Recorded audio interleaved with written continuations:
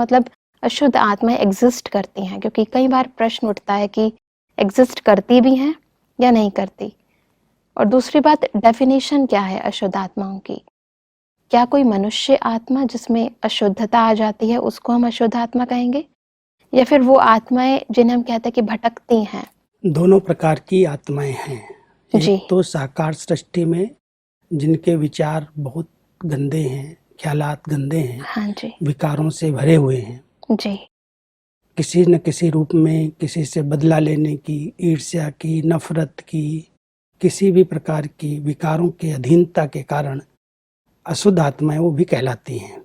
जी। लेकिन दूसरी ओर जो इच्छा लेकर के अचानक शरीर छोड़ देती है, कोई एक्सीडेंटल मौत होती है, अचानक कोई बाढ़ आ जाती है, तूफान आ जाते हैं, एक्सीडेंट बड़े बड़े हो जाते हैं, उसमें जो आत्माएं अचानक शरीर छोड़ती हैं उनको शरीर जल्दी नहीं मिलता, और शरीर न मिलने के कारण वो इसी वायुमंडल में भटकती हैं। और जहाँ से भी उनकी वो प्राप्तियां, इच्छाएं पूरी होने की उम्मीद होती है, जहाँ उनकी आस होती है या कोई हिसाब किताब होता है, वहाँ पर वो जा करके प्रवेश कर लेती हैं। तो ऐसे समय पर जब आत्माएं उनके अधीन हो जाती, जब उनमें उनकी प्रवेशता हो जाती है, तो वो बहुत परेशान होती हैं। जिनमें वो प्रवेश करती हैं दुख देती हैं, उनको बहुत परेशान करती हैं और कई प्रकार के नुकसान में पहुंचाती हैं। ऐसे समय पर व्यक्ति परवश हो जाता है, उन आत्माओं के अधीन हो जाता है, और अधीन होने के कारण कई उल्टे कार्य करना शुरू कर देता है। अपने परिवार वालों को परेशान करेगा, माइंड उसका अपने कंट्रोल में नहीं रहेगा, कुछ न कुछ उल्टा कर्म करने लगेगा। उनको भी अशुद्ध आत्माएं कहते हैं। जी जी जी। अब ऐसी अशुद्ध आत्माएं वर्तमान समय इस वायुमंडल में बहुत अधिक मात्रा में हैं। तो सब एक बात हम जानना चाहेंगे कि ये अशुद्ध आत्माएं जिनमें भी प्रवेश करते हैं, जी, क्या उनके वो फैमिली मेंबर्स या कांटेक्ट वाले या जान पहचान के लोग होते हैं, या फिर कोई और भी हो सकते हैं? वो भी हो सकते हैं, क्योंकि जहाँ पर कोई हिसाब होते हैं वहीं पर वो आत्माएं जाती हैं। लेकिन कई बार अगर कोई ऐसा ही अलबेला है, बहुत भोलेपन में है, किसी न किसी विकार के अधीन है, और उन आत्माओं को पता चलता है कि आत्मा को भी हमारे जैसे ही संकल्प हैं, हमारी जैसी इच्छाएं हैं, तो उनमें भी अचानक वो प्रवेश कर जाती है। कोई हिसाब किताब भी नहीं होता है, लेकिन अचानक उनके अंदर प्रवेश करके वो अपनी इच्छाओं को उसके द्वारा पूरा करना चाहती हैं। इसलिए कोई कभी कभी किसी का हिसाब किताब नहीं भी होता, लेकिन जैसे कोई ऐसा ही मकान जहाँ पर कोई ने सुसाइड कर लिया, जहाँ कोई एक्सीडेंटल मौत हो गई, और उस मकान में कोई आकर के रहने लगा, उसको खरीद लिया या उसमें किराए पर रहने लगा, जिसमें उस आत्मा का पहले से वास था, रह रही थी, उसको जल्दी से जन्म नहीं मिला, तो उस स्थान पर उसने अपना डेरा बना लिया, वहाँ से हटी नहीं।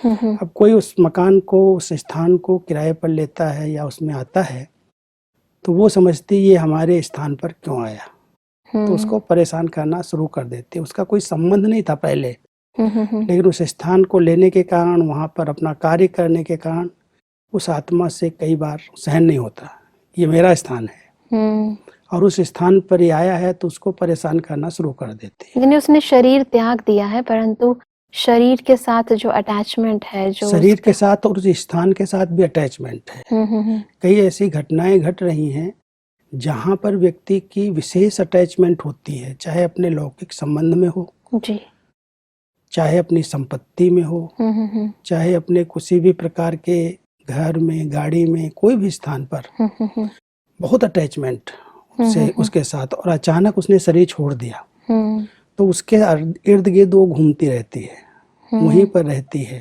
क्योंकि शरीर छोड़ने के बाद भी एक उसके साथ छाया रहती है। बिना शरीर के आत्मा कुछ नहीं करती।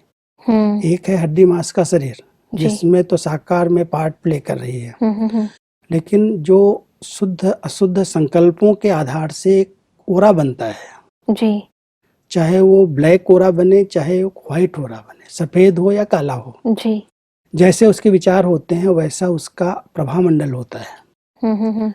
और जब वो शरीर छोड़ती है तो वही प्रभामंडल लेकर के उस सूक्ष्म शरीर में, लाइट के शरीर में प्रवेश कर जाती है। कई लोगों को उसके अनुभव होते हैं कि मैंने काली काली छाया देखी। कईयों को फरिश्ते रूप के साक्षात्कार होते हैं जो शुद्ध आत्माएं होती हैं, जी। जो सहयोग देने वाली भावना होती है, ऐसी भी होती हैं। सब दुखदाई इविल नहीं होती। कुछ आत्माएं ऐसी होती हैं जिनकी बहुत मनोवृत्तियां गंदी होती हैं, विकारी धीन होती विकारों के। वो आत्माएं अशुद्ध आत्माएं कहलाती हैं, इविल स्पिरिट्स कहते हैं उनको। जी जी जी। और वो आत्माएं नुकसान पहुंचाती हैं। या आप उसके स्थान पर प्रवेश करते हैं या उसकी चीज को हाथ लगाते हैं तो वो तंग करना शुरू कर देती है। जी। अब ऐसे समय में परमात्मा हम सबको कहते हैं कि इन आत्माओं की प्रवेशता न हो, आपको परेशान न करें। उसके लिए आपको कुछ ऐसी विधियां रचनी पड़ती हैं। जैसे दुनिया में भी सुना है, देखा भी है, हमने बचपन में भी देखा है, जब किसी के अंदर उसकी प्रवेशता होती है जी। तो कुछ एक विधियां अपनाते हैं। जैसे धूप है, खुशबूदार कोई चीज, लुबान, धूप जलाते हैं, अग्नि पर डालते हैं। हाँ जी, हाँ जी। तो उससे वायुमंडल बहुत शुद्ध हो जाता है और उस शुद्ध वायुमंडल में वो अशुद्ध आत्माएं नहीं ठहरती। अगर कोई बहुत पावरफुल होती है, बहुत कड़ा उसका हिसाब किताब और संस्कार होता है, तो उससे भी नहीं जाती। उसके लिए फिर कोई ऐसे तांत्रिक भी होते हैं आजकल दुनिया में, कुछ ऐसे सिद्धि प्राप्त लोग भी होते हैं जो किसी न किसी मंत्र से, किसी न किसी विधि से उसको भगाते हैं। जैसे इसमें बाबा ने एक बहुत अच्छी बात कही है, कोई चीज आग में तपाते हैं, गर्म करते हैं। मैंने भी देखा है, हमारे लौकिक में भी एक दादाजी थे, वो ये सब करते थे।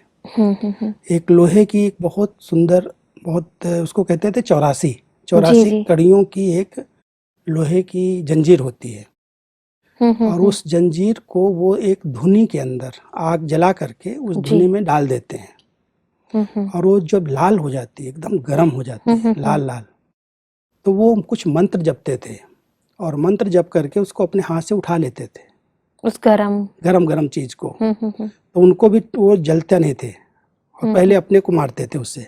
अच्छा, वो सिद्धि थी वो। और फिर जो सामने वाली ऐसी आत्माएं जिनमें प्रवेश हैं, उनको भी बहुत जोर से लगा देते थे। वो जलती नहीं थी लेकिन वो आत्मा भाग जाती थी। ये कुछ हमने प्रैक्टिकल देखे हैं दृश्य कि ऐसा हुआ है। तो परमात्मा भी हम सबको कहते हैं, स्थूल विधियां भी दुनिया के अंदर प्रचलित हैं। जैसे कोई लाल मिर्ची जला देते हैं तो उसका जहरीला कड़वा धुआं सहन नहीं होता, या खिलाते हैं लाल मिर्ची तो वो आत्मा भाग जाए। ऐसी कई विधियां लौकिक में अपनाई जाती हैं उन आत्माओं को भगाने के लिए।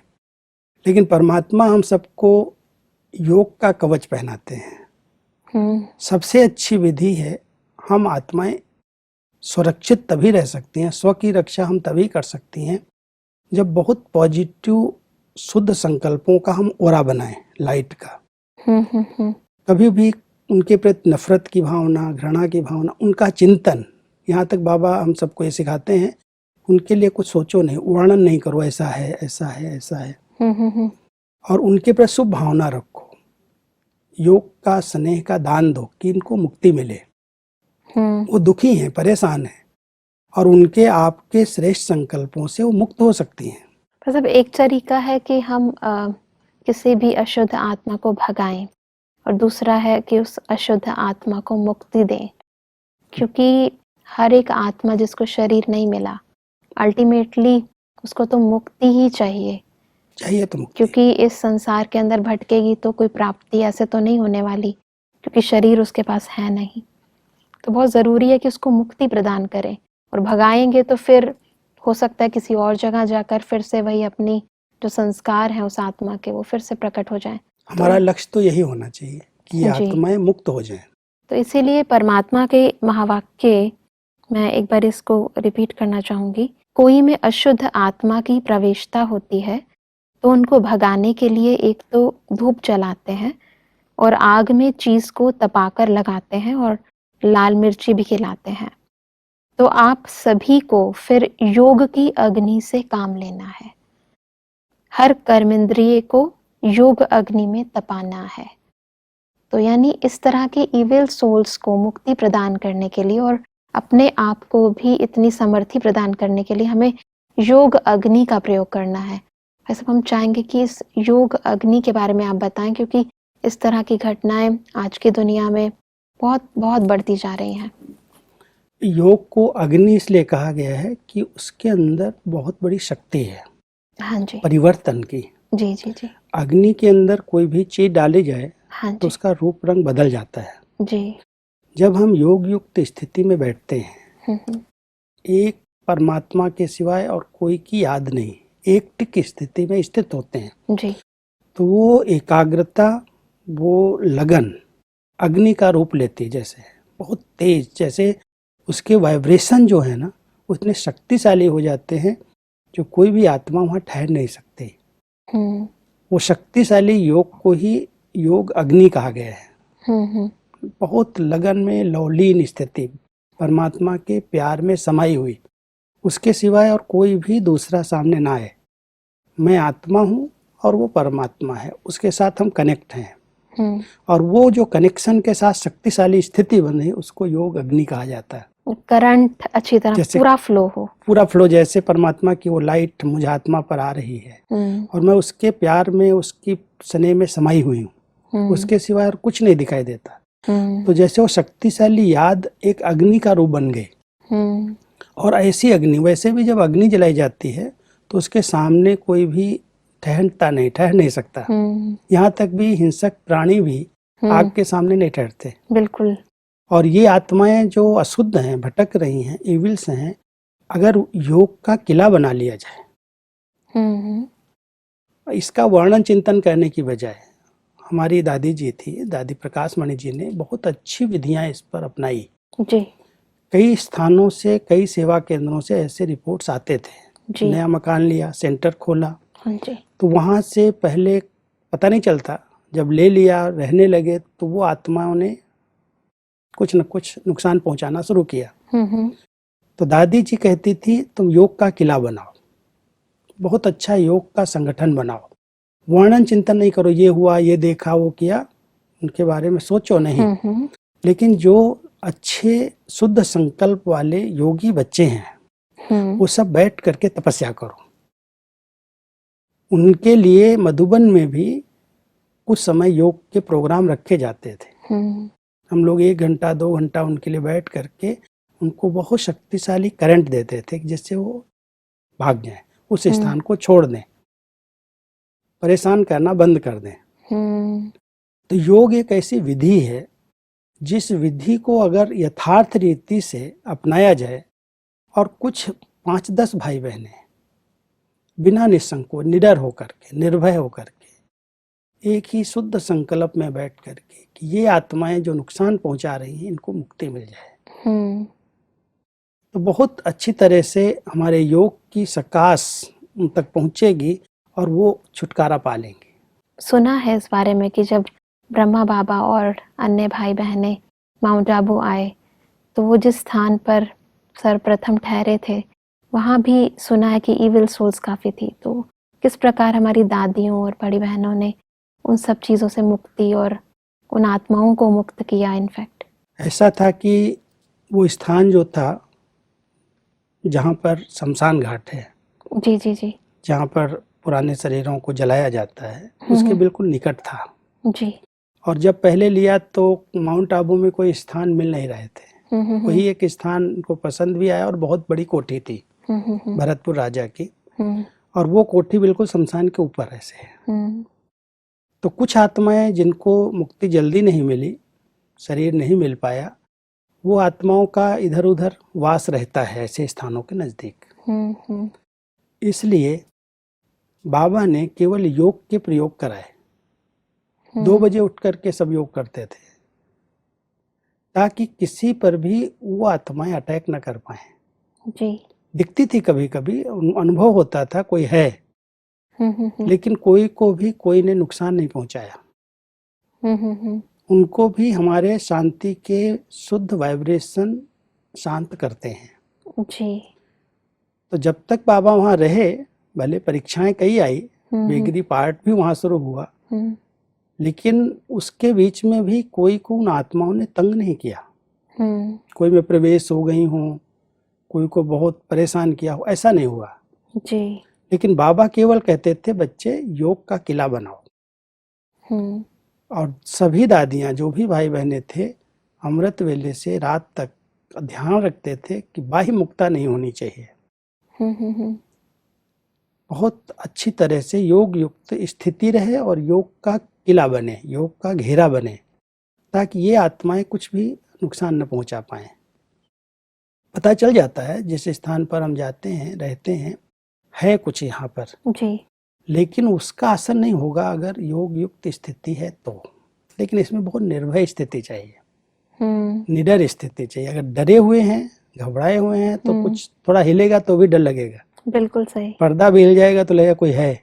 हाँ जी। इसलिए निर्भय स्थिति, कुछ नहीं कर सकती। जब चैतन्य में कोई कुछ नहीं कर पाया तो शरीर छोड़ने के बाद क्या करेगा। बिल्कुल। और वैसे भी भाई साहब, जब ईश्वरीय शक्ति हमारे साथ है तो कोई मनुष्य आत्मा, और वो भी आत्मा जिसके पास देह नहीं है, वो फिर क्या बिगाड़ सकती है। कुछ नहीं कर सकती है। लेकिन हमारी स्थिति बहुत पावरफुल चाहिए। जी। इसमें लिखा है कि थोड़ा भी कहाँ ढीलापन हुआ, कोई भी कर्मेंद्रिय ढीली हुई तो प्रवेशता हो सकती है, और माया की पावर भी कम नहीं होती, इसका ध्यान रखना है।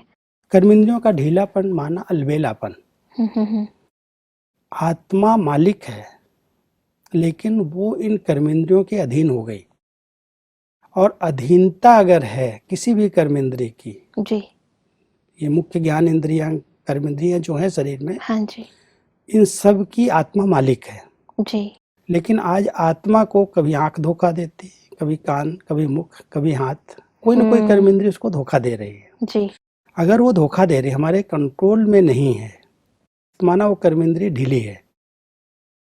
आज जबान पर अगर मेरा कंट्रोल नहीं है, जो आया बोल दिया, हाँ जी। जो आया देखा खा लिया, माना कि ये कर्मेंद्रिय ढीली है, हमारे कंट्रोल में नहीं है। अगर ऐसी आसक्तियां हैं तो आजकल जितने भी तंत्र मंत्र जंत्र लोग करते हैं, कुछ न कुछ खिला के करते हैं। कुछ न कुछ खिला देंगे आपको, आपको अपने वश कर लेंगे। इसलिए परमात्मा हम सबको कहते हैं कोई भी कर्मेंद्रिय के अधीन नहीं रहना, मालिक बन करके रहो, स्वराज्य अधिकारी बन करके रहो, तब इस कलयुग में सेफ्टी है। इसलिए योग अभ्यास जो है, जो विधियां बाबा ने हमें सिखाई हैं कि अमृत वेले उठो तो लाइट का एक कवच पहन लो, जैसे बाबा की ऊपर से लाइट आई, मैं उस लाइट के घेरे में हूँ। आत्मिक स्थिति में रहो, उसी स्थिति में चलो, कर्म इंद्रियों को अपने अधीन समझ करके इनको अधिकारी बन करके चलाओ। ये योगी स्टेज है, योग की स्टेज है। जी जी जी। हम योग लगाने वाले सिर्फ न बने, हमारी जीवन योगी जीवन हो। अगर जीवन योगी जीवन है तो उसको कोई भी प्रभाव नहीं पड़ सकता, डाल ही नहीं सकता है। बिल्कुल भाई साहब, बहुत ही सुंदर तरीके से आपने समझाया, क्योंकि आज की दुनिया के अंदर नेगेटिविटी, चाहे वो दुनिया के लोग जिनमें आत्मा, शरीर के अंदर आत्माएं हैं वो अशुद्ध आत्माएं, या फिर वो आत्माएं जो भटक रही हैं, कोई भी नेगेटिव एनर्जी है मुझे इफेक्ट तब पहुंचाती है जब मेरे अंदर की पॉजिटिविटी ढीली हो जाती है। तो बहुत ज़रूरी है कि हम परमात्मा के साथ अपना योग सदा ही लगा के रखें, और ये पॉजिटिव एनर्जी उन नेगेटिविटी से हमें हमेशा रक्षा करती रहेगी।